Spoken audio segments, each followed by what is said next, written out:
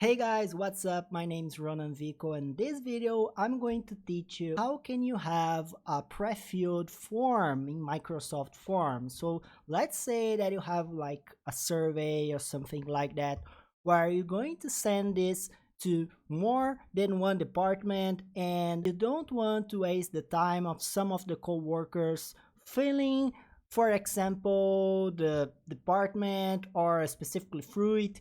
You can send a pre-filled form dynamically. So let's say that I want to send for all the coworkers from the HR selected, and also I know that all of the people or most of them like more the orange fruit than the others. So I can go right here on the form settings and get the pre-filled URL. Now I will fill the fields with a pre-filled value for example, my feedback here, and I will select the orange fruit as pre-selected, and also I will select the HR department.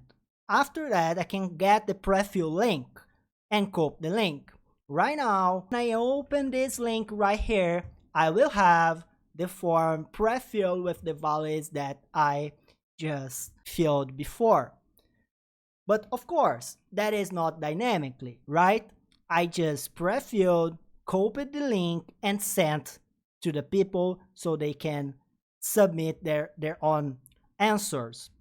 What we're going to learn in this video is that I can change the values of this pre-filled form dynamically. The magic is right here on the URL.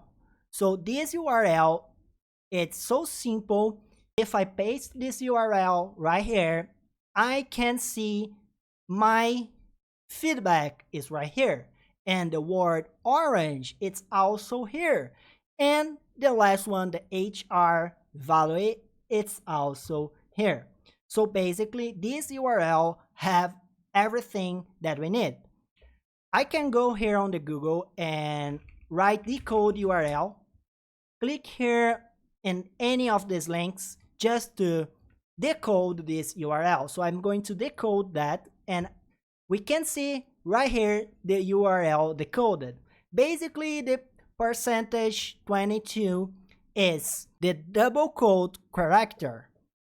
And when we send the link, the double quote changed to the percentage 22. So we just learned that some characters on the URL, like double quotes, it's encoded so the website, the internet can understand it and give us the correct website.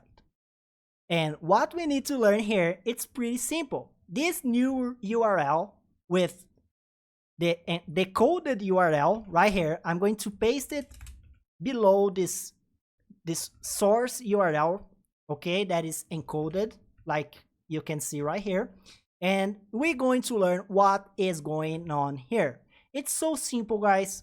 Basically, we have this URL on blue. The blue is the source, the source from the URL. After that, we have the interrogation mark. After this interrogation, we have the parameters. The first parameters in red, it's the ID of the form. So the ID equals this value right here into the ampersand. When we find the ampersand in the URL, that means that we have a new parameter. So in red, we have the ID of the form, ampersand, and let's go to the next parameter. I'm going to use the pink color here to the next parameter. The next parameter, it's the field ID that is made by letters and numbers. And here we have the first field with the value of my feedback. So we can see in pink right here that my feedback, it's the value of the field in pink.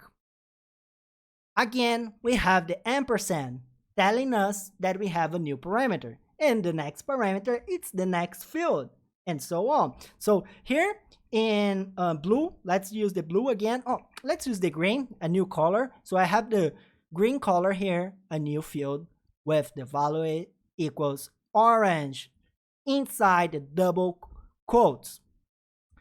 And again, to finish the URL, we have a new field with the ampersand.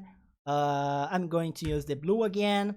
I have this field with the value HR. So basically what we need to do is to have this URL with its required the ID of the form. Of course, I need the ID of the form because it's with this ID that the forms load into our browser, right? So we need the ID, and it's optional. The fields that's going to be pre-filled, it's optional. It can be changed dynamically. So if I change the value right here in pink, my feedback, and also change the orange fruit for lemon, I'm going to open the URL with new pre-filled value. So let's do it. I'm going to copy this value right here, pasted it again. I'm going to change the my feedback value to my new text, and also the orange I'm going to change for lemon. One thing that you need to pay attention here is that the value of the pre-filled should be a value that exists, right? So lemon, it's an existent value to this option field, okay? The same for the drop down right here. I can change the HR to IT, but IT should be available, right? So I'm going to change the HR to IT. So I change the HR to IT, the orange to lemon, and the text on our feedback. I can copy this new link that we just made and paste on my browser, and here is it. New draft, and the lemon is pre-selected, and also the IT is pre-selected now. So I can change it dynamically, just changing that on the URL. Of course, the fields, it's not easy to get the ID. So what do I recommend? Create the first link like we did on this video. So you can pre-fill all the fields. You can, one thing that is easy to understand, you can, like, if it's a text field like this one, you can use the same name, so it's easy to get on the URL, but it's in the same order of the fields right here. And after that, you get a pre-fill link like we did, and after you have the pre-fill link, you can paste it somewhere like in your Power Automate, Cloud Flow, or on the Power Apps, and change the parameters.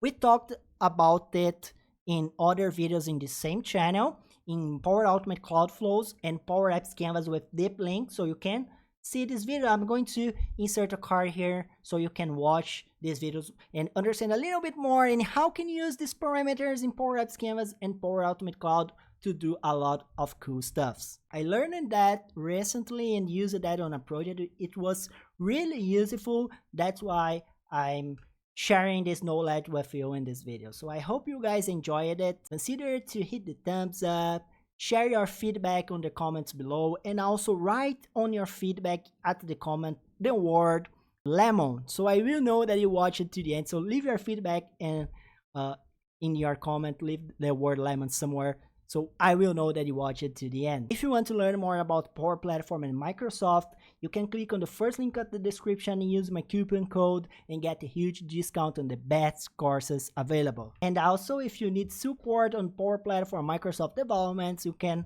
send me an email and I will glad to help you. Thank you so much for watching. I see you in another video in another class, and please consider to subscribe.